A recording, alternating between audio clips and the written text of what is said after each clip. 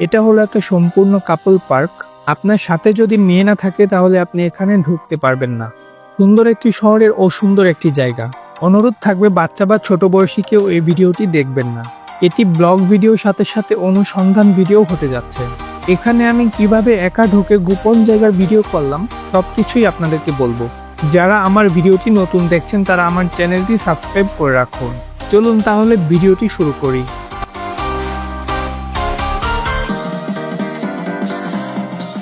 আসসালামু আলাইকুম। আজকে আমার গন্তব্য হলো খুলনায়। আপনারা যেখান থেকে এই গোপন জায়গাটিতে আসতে চান আপনাকে প্রথমে চলে আসতে হবে খুলনা শহরে। আমি ঢাকা থেকে রওনা দিলাম। পদ্মা সেতু পার হয়ে প্রায় 4 ঘন্টার মধ্যে চলে আসলাম খুলনা শিববাড়িতে। এখান থেকে 20 টাকা সিএনজি করে চলে আসলাম টাইগার পেস্টের মোড়ে। তারপর সেখান থেকে অটোরিকশায় রূপসা সেতু বা খানজাহান আলী সেতু নিচ দিয়ে লবণছড়া রোড দিয়ে একদম চলে আসুন রূপসা রিভার পার্ক বা ভূতের আড্ডায়। আমি এই মুহূর্তে আছি পার্কের সামনে। আমি টিকিট কিনে এখন পার্কের ভেতরে যাব। গেটের সামনে এটা কি কুকুরের ভাস্কর্য নাকি বাঘের ভাস্কর্য সেটাই বুঝতে পারিনি। প্রথমে ঢুকেই আপনারা এরকম একটা পরিবেশ দেখতে পারবেন। এই পার্কের জন্মলগ্নে এটা বাচ্চাদের জন্য সব থেকে জনপ্রিয় পার্ক ছিল, কিন্তু এখন আর এখানে কোনো বাচ্চারা আসে না। এখন এখানে শুধু পাখিরা আসে। এই পার্কের সাথেই আবার খুলনা ইকো পার্কের অবস্থান। এই পার্কের পুরোটা জুড়ে রয়েছে নানা রকম ভাস্কর্য এবং বাচ্চাদের খেলার জায়গা। এর পরিবেশ দেখে বোঝাই যায় এটা বাচ্চাদের অনেক পছন্দের জায়গা ছিল। শুরুতে ছিল এই পার্কের প্রবেশ মূল্য 20 টাকা, তারপর হলো 40 টাকা, আর এখন প্রবেশ মূল্য 150 টাকা। এই পার্কে নেই সুন্দর কিছু, নেই কোনো বসার মতো সুন্দর জায়গা, তবুও কেন প্রবেশ মূল্য এত বেশি? দেখতে থাকুন পুরো ভিডিও। এখানে এমন কিছু আছে যা দেখার পর আপনার চোখ কপালে উঠে যাবে।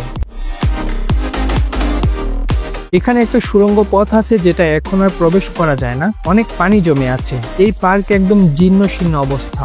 কত বছর আগে এটা পরিষ্কার করা হয়েছিল তা আমার জানা নেই। প্রতিটা ভাস্কর্য ভেঙে গেছে, গাছ লতাপাতা হয়ে জঙ্গল হয়ে গেছে। আমি শুধু ভয় পাচ্ছিলাম কখন আবার সাপ বের হয়ে আসে। যেহেতু পার্কের নামের সাথে ভূতের আড্ডা আছে, তাই এখানে একটা ভূতের বাড়ি আছে।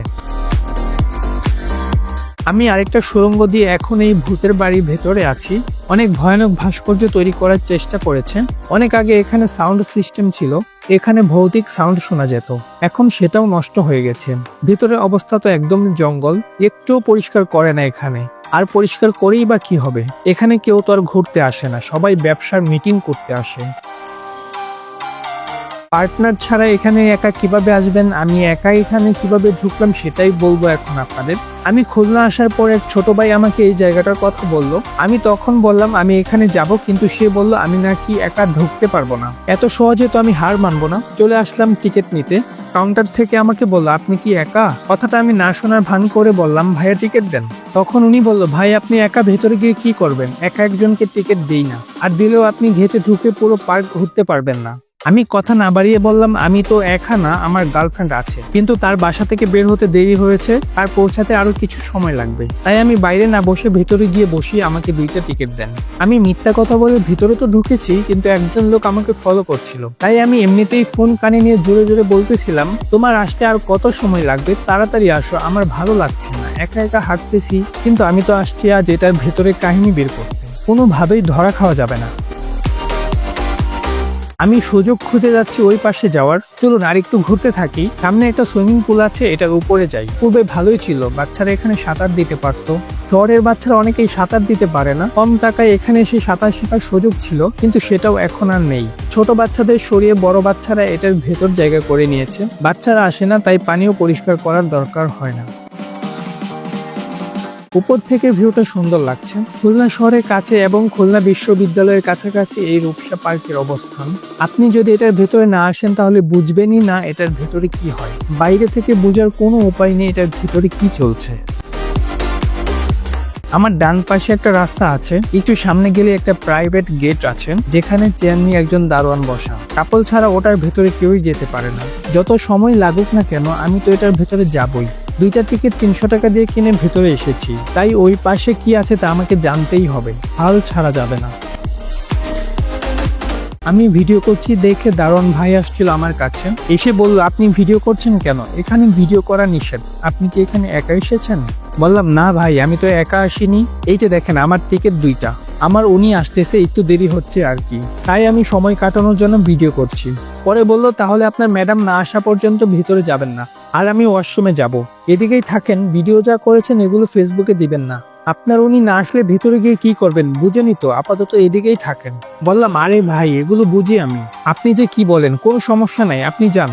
আমার সে না আসা পর্যন্ত এমনি হাঁটাহাঁটি করছি, দারোয়ান চলে গেল, আর আমারও এটাই সুযোগ ভিতরে যাওয়ার। আমি হয়তো 3-4 মিনিট সময়ই পাবো, এই সময়ের মধ্যেই আপনাদেরকে ভিতরের পুরো পরিবেশটা দেখানোর চেষ্টা করব।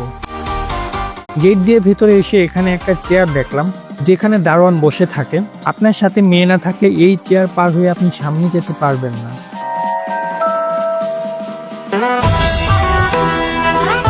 এখানে একসাথে এরকম 30টার মতো কবুতরের বাসা আছে, যেখানে কবুতররা বসবাস করে। আচ্ছা, ভিডিওতে দেখে আপনারা সবাই বুঝে গেছেন, আমি আশা করি এটা নিয়ে বুঝিয়ে বলার মতো কোনো কিছু নেই।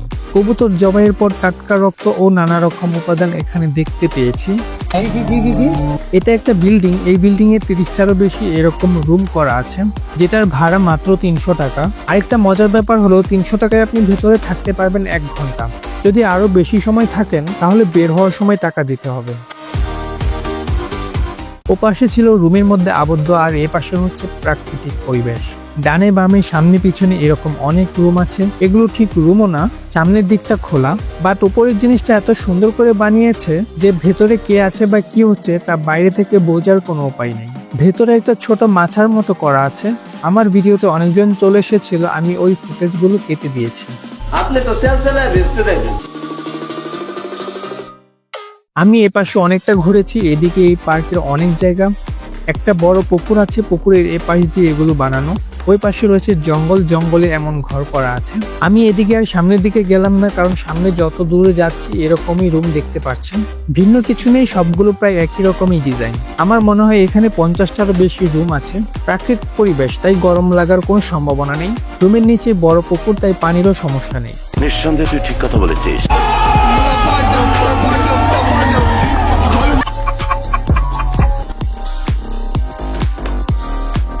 যেদিক থেকে এসেছিলাম এখন সেদিকে যাচ্ছি। একদম ভেতরের দিকে রুমগুলো আমি যাইনি, কারণ কি না কি দেখে ফেলি। এই অল্পতেই আমার চোখে অনেক কিছু ধরা পড়েছে। আমি 5-6টা কাপল দেখেছি, সামনের দিকে হয়তো আরো অনেকেই থাকতে পারে। আমি আর কিছু দেখতে চাই না, আমার হাতে সময়ও খুব কম, কেননা এই পাশে আমার আসাই নিষেধ ছিল। এখন যদি দারোয়ান মামা এসে দেখে আমি পার্কের গোপন জায়গায় চলে এসেছি, তাহলে আবার কি ঝামেলা হয় তা কল্পনাও করা যাচ্ছে না। প্রিয় ভিউয়ার্স, আমি বলতে পারি অনেকটা রিস্ক নিয়ে এই জায়গার ভিডিওটা করেছি। আবার আমি একা একা এসে মিথ্যা বলে 2টা টিকিট নিয়ে এন্ট্রি করেছি। ঝামেলা হওয়ার আগে আমাকে এখান থেকে বের হয়ে যেতে হবে। আমার ভিডিওগুলো যদি আপনার কাছে ভালো লাগে তাহলে অবশ্যই লাইক সাবস্ক্রাইব করে রাখবেন। খুলনা শহরের কাছাকাছি এমন একটা জায়গা থাকুক, সেটা কাম্য নয়। আমি এখন গোপন জায়গা থেকে বের হয়ে সামনের যে পার্কের মতো এরিয়াটা আছে সেখানে হাঁটছি। এরকম পার্ক দেশের কোথাও না থাকুক, সেটাই আমরা সবাই চাই। খুলনায় যারা এই ভিডিওটা দেখবেন, যারা ওই এলাকার স্থানীয় আছেন বা প্রভাবশালী, তারা এই পার্ক বন্ধের গুরুত্বপূর্ণ ভূমিকা রাখতে পারেন। আবার অনেক দুষ্ট কোকিল হয়তো আমার এই ভিডিও দেখে মনে মনে খুশি হয়েছে, হয়তো তারা প্ল্যান করে ফেলেছে কাকে নিয়ে এখানে ঘুরতে যাবে। ভালো হয়ে যাও মাসুদ। এই পার্কে অনেকগুলো ভাস্কর্য রয়েছে, আমার এই ভাস্কর্য শিল্পীকে দেখার খুব ইচ্ছা। সে কি ভাস্কর্য বানিয়েছে নাকি অন্য কিছু বানিয়েছে সেটাই বুঝলাম না। বানাতে চেয়েছে এক, হয়ে গেছে আরেক। আমার এই ভিডিওটা কয়েক মাস আগে করা, যখন অন্য সরকার ক্ষমতায় ছিল। আমি যতটুকু খোঁজ নিয়েছি এই পার্কটি তখনকার প্রভাবশালী এক লোক পরিচালনা করতেন। এখনো যদি এই পার্কটি এভাবেই চলতে থাকে তাহলে আমি ওই এলাকার যারা ভিডিওটি দেখছেন সবাইকে অনুরোধ করব, আপনারা এই পার্কটি বন্ধ করে দেন। আপনি একা সাহস করতে না পারলে এই ভিডিওটি শেয়ার করুন। অনেকেই ভিডিওটি দেখার পর আপনারা একত্রিত হয়ে এই পার্কটি বন্ধ করতে সক্ষম হবেন। এই পার্কটির আগের রূপ ফিরে আসুক, আমি সেটাই কামনা করি। একটা সময় এখানে সবাই আসতে পারতো, পরিবার নিয়ে আসা যেত, বাচ্চারা এসে খেলাধুলা করতে পারতো, সুইমিং এ সাঁতার শিখতে পারতো। আমি আশা করব খুব দ্রুতই এই পার্কটি সুন্দর পরিবেশ হবে, পুকুরের ঘাটে বসে সুন্দর আড্ডা দেওয়া যাবে। এই পার্কের নাম রূপসা রিভার পার্ক বা ভূতের আড্ডা হলেও সবাই এটাকে কাপল পার্ক হিসেবেই চিনে। এর মধ্যে আবারও দারোয়ান মামা এসে খোঁজ নিল আমার সাথের জন্য কখন আসবেন। এখন আমি বলেই দিলাম মামা আমার মনে হয় আসবে না আর, কারণ সে আসার জন্য বাসা থেকে বের হয়েছিল, রাস্তায় তাকে কুকুরে ধরে খেয়ে ফেলেছে। আমার এই কথা শুনে সে হাসলো নাকি রাগ করলো সেটাই বুঝলাম না। আমার মনে হচ্ছে আর এখানে বেশিক্ষণ থাকা আমার জন্য ঠিক হবে না। পার্কের দায়িত্বরত সবাই আমার দিকে আর চোখে তাকাচ্ছে। আমি বুঝতে পারলাম ওরা আমাকে সন্দেহ করছে। আমি মূলত এসেছিলাম ভিতরে কি হয় সেটা জানতে। আমার জানা শেষ এবং সেই সাথে আপনাদেরকেও দেখিয়েছি। এখন বের হয়ে যাব।